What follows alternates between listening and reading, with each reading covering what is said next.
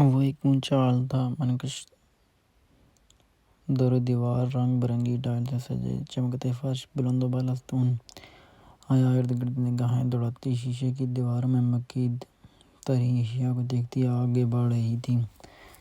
دفعتاً ایک جگہ رکی اور شو کیس میں سجے ایک تبرک کو دیکھا۔ وہ ایک ٹیڑھی رکھی ہوئی چھڑی تھی، بھوری سی چھڑی جو شیشے میں مقید تھی۔ وہ گردن ترچھی کر کے اس کو دیکھنے لگی، پھر ادھر ادھر نگاہیں دوڑائیں۔ کیپشن سامنے ہی لگا تھا، اسٹاف آف موسیٰ، حضرت موسیٰ علیہ السلام کا سا۔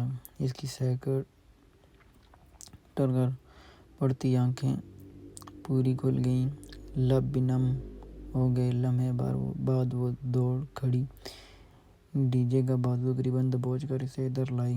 ڈی جے، یہ حضرت موسیٰ علیہ السلام کا سا ہے؟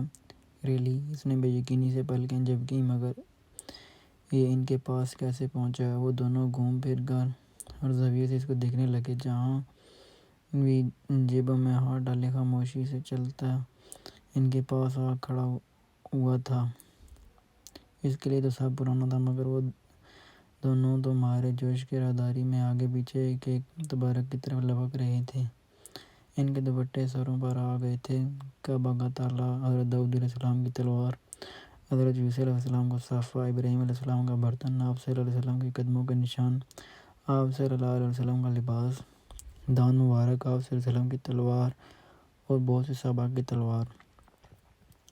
ڈی جے، کیا یہ شیشے کی دیوار غائب نہیں ہو سکتی اور ہم اس تلوار کو چھو نہیں سکتے؟ وہ دونوں نبی پاک صلی اللہ علیہ وسلم کی تلوار کے سامنے کھڑی تھیں۔ کوئی ایسا مقناطیسی اثر تھا اس تلوار میں کہ مقابل کو باندھ دیتا تھا، مگر ہم اس قابل کہاں ہیں؟ حیا ختیجہ نے تأسف سے سر ہلایا۔